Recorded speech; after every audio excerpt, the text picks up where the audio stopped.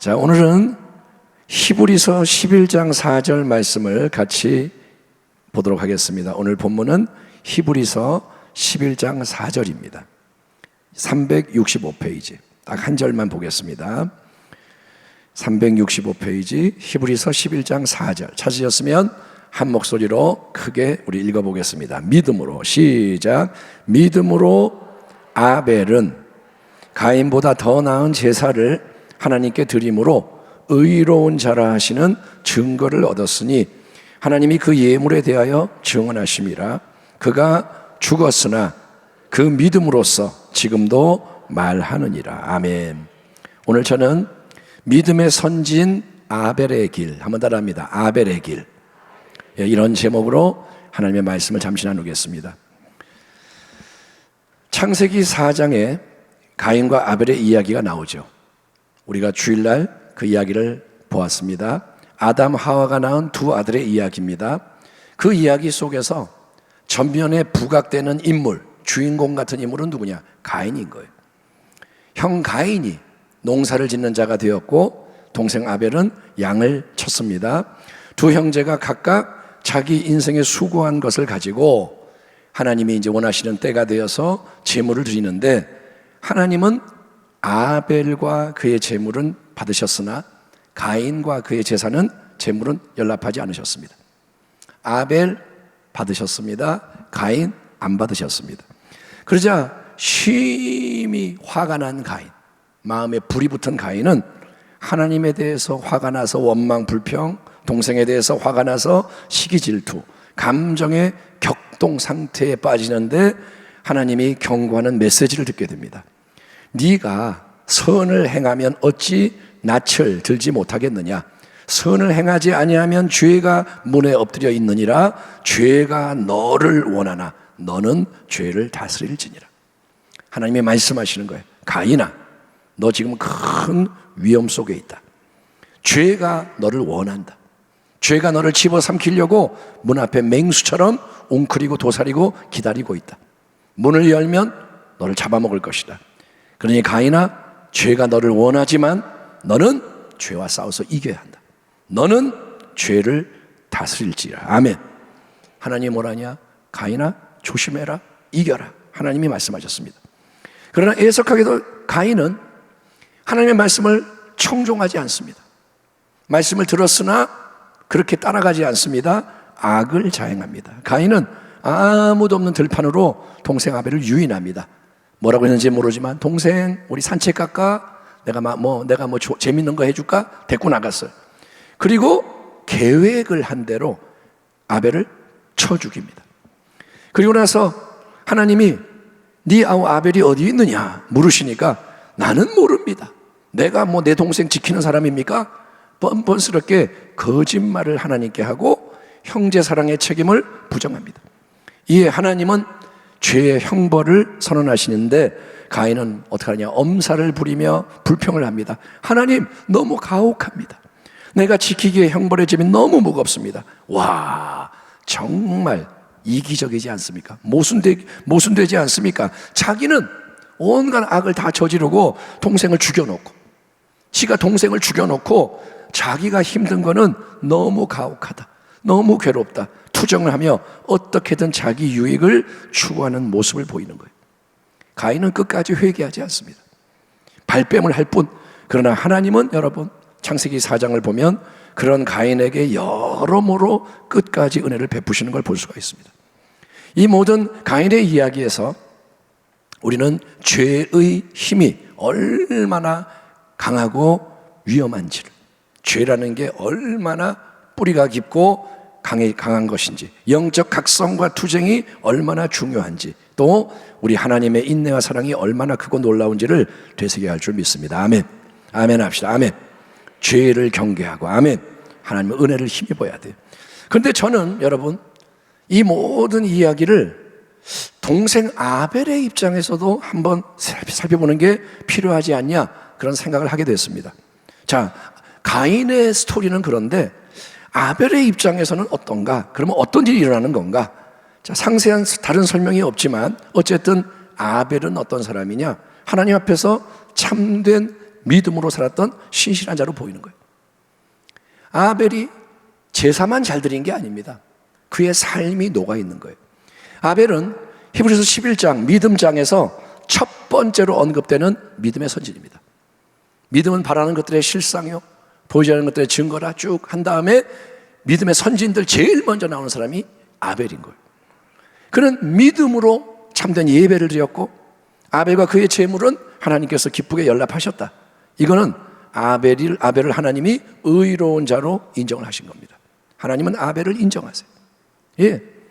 자, 그렇다면 이렇게 참된 믿음으로 신실하게 살아가고 믿음으로 귀한 제사를 드려서 연락을 받는 아벨은 하나님의 넘치는 복을 받아서 행복하게 잘 살아야 하는 거 아니겠습니까? 우리의 생각에 하나님을 잘 섬기고 제사가 연락되고 그러면 좋은 일들이 일어나야 되잖아요. 그러나 아벨에게 일어난 일은 인간적으로 좋은 일이 아닙니다. 정반대의 끔찍한 일들입니다. 그는 희생을 당합니다. 형 가인의 손에 죽임을 당합니다. 근데 그냥 죽음이 아니라 쳐 죽였다. 들에서 무참하게 살해당하는 거예요. 쳐 죽이는 게 뭐냐? 그냥 고통스럽게 죽이는 거예요. 아니, 하나님은 위기에 처했다고 형 가인에게 2차례나 말씀을 주지 않으셨습니까? 가인에게는 2번 가인아 너 위험하다 조심해라. 가인아, 하나님은 말씀을 주세요. 그러나 아벨에게는 하나님이 아무 말씀도 하지 않으신 게 분명합니다. 형 가인이 아벨을 시기 질투하고 죽이려고 하는데 하나님이 아벨아 조심해라. 너 피신에 있거라. 아니면 가인이 너 속이려고 들에 가자 그럴 테니까 속지 마라. 하나님은 말씀해 주지 않으세요. 말씀해 주지 않으세요. 또 하나님은 의로운 아벨을 형 가인의 살해로부터 직접 보호해 주시지도 않으셨습니다. 하나님은 전능자 아닙니까? 아벨은 신실한 자. 그럼 하나님이 가인이 이렇게 죽이려고 할 때 마비를 시켜버리거나 아니면 아서라 하지마 말리시거나 하지 않습니다. 하나님은 아무 조치도 취하지 않으셨고 그 결과 불쌍한 아벨은 후손도 하나 남기지 못한 채 비참하게 억울하게 빨리 죽음을 당하는 걸로 이야기가 끝나니 도대체 이게 무슨 일이냐 이거예요. 아벨의 입장에서 이게 뭐냐 이거예요. 인간적인 입장, 세상의 경험, 이치 논리로는 아벨의 인생길이 절대로 이해가 안 되고 화가 나는 게 당연한 거예요. 아벨의 입장이 이해가 안 될 뿐 아니라 이거는 짜증나고 화가 나는 거예요. 아니, 하나님을 잘 믿고 잘 섬긴 결과가 이런 거라면, 이렇게 해를 당하는 거라면 누가 하나님을 믿고 섬기겠느냐? 그렇잖아요. 내가 이러려고 하나님 믿는 거냐? 그런데 하나님은 말씀하십니다. 내 생각은 너희의 생각과 다르다. 내 생각, 하나님의 생각은 너희의 생각보다 높고, 아멘 합시다. 내 길은 너희의 길보다 높다. 하늘이 땅 위의 높음같이 내 뜻은 너희의 뜻보다 무한히 높다. 왜냐하면 하나님은 하나님만이 영원한 분이시기 때문인 거예요. 아멘. 하나님은 우리와 동급이 아닙니다. 하나님만이 하나님이신 거예요. 그래서 모든 것을 보시고 모든 것을 들으시고 아시고 주관하심으로 모든 것이 합력하여 선을 이루도록 역사하는 분, 그분이 하나님이시기 때문인 거예요. 아멘.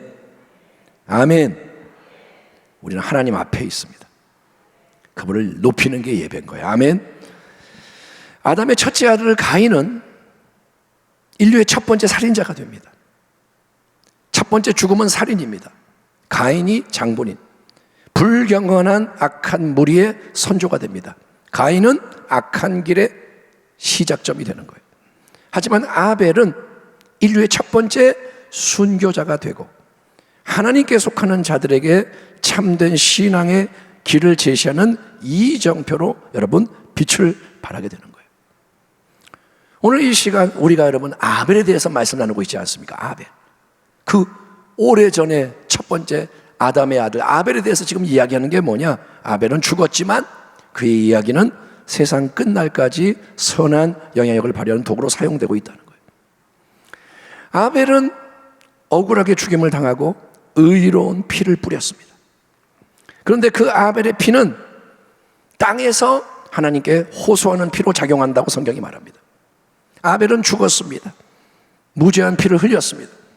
그런데 그 피는 헛된 게 아니라 그 피는 땅에서 하나님을 향해 외친다는 거예요. 소리 지른다는 거예요. 하나님이시여, 불의한 모든 것을 바로잡아 주시옵소서. 하나님이시여, 공의로 모든 것을 온전케 만들어 주시옵소서. 아멘. 기도가 올라가는 거예요.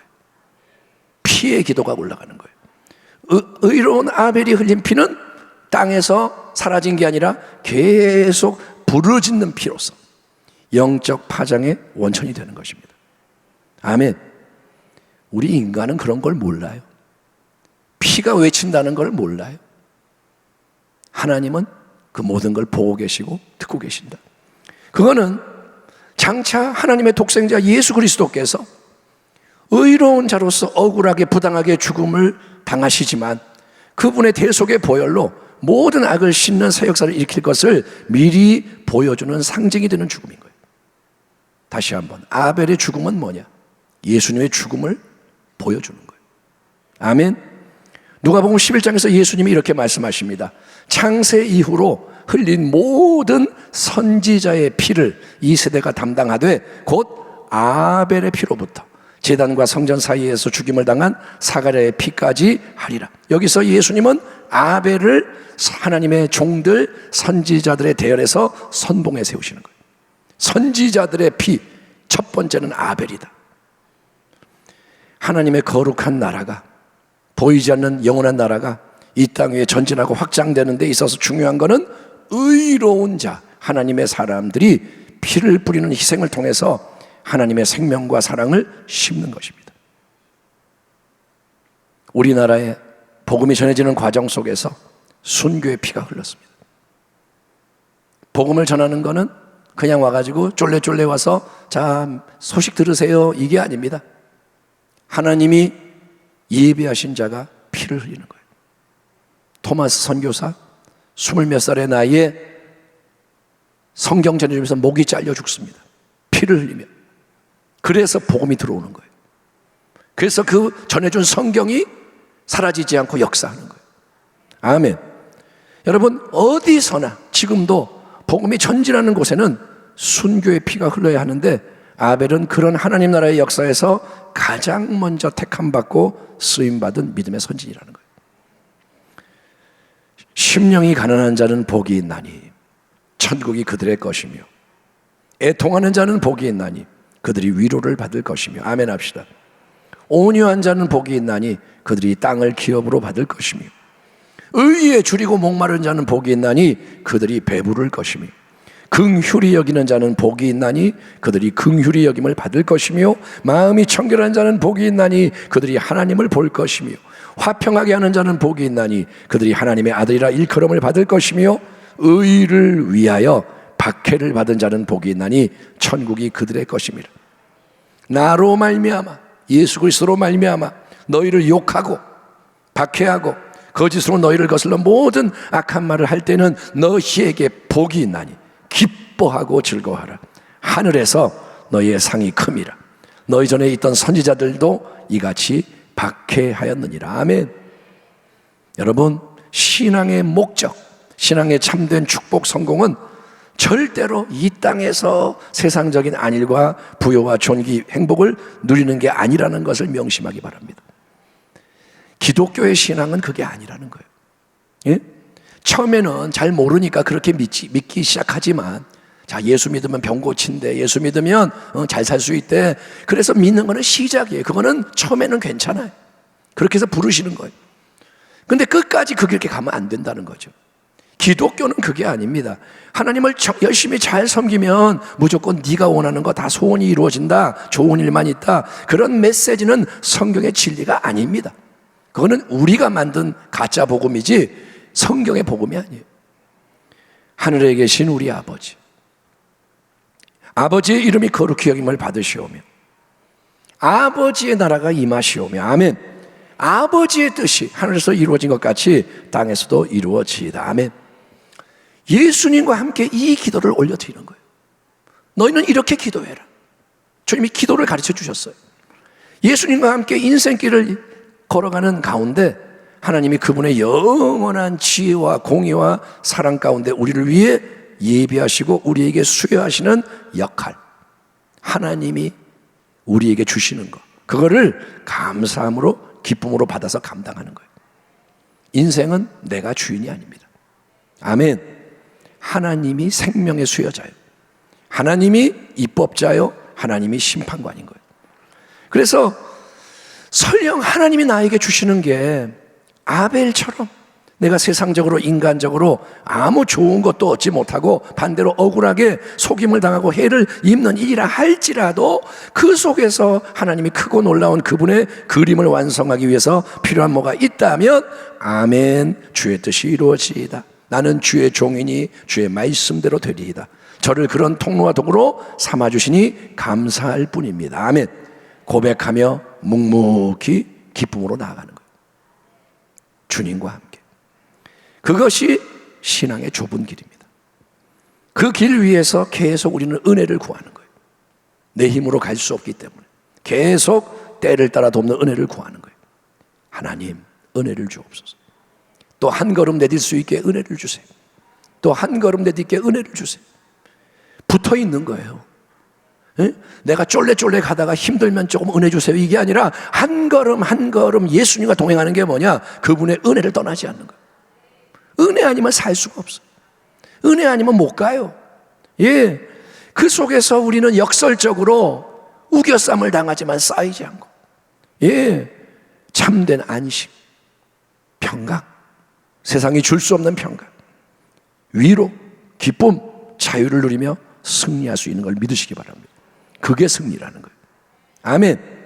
예, 다시 한번 강조합니다. 신앙의 승리는 세상적인 승리가 아닙니다. 신앙의 축복은 세상적인 복의 개념이 아닙니다. 신앙의 성공은 세상적으로 잘 되는 게 아닙니다. 예? 내가 직장에서 지위가 더 높아졌다고 그게 복 받은 게 아니라는 거예요. 그렇게 세상적인 관점에서 판단하지 말라는 거예요. 하나님의 나라는 이 세상에 속한 나라가 아니라 영원한 나라이기 때문인 거예요. 영원히 커져야 되는 거예요.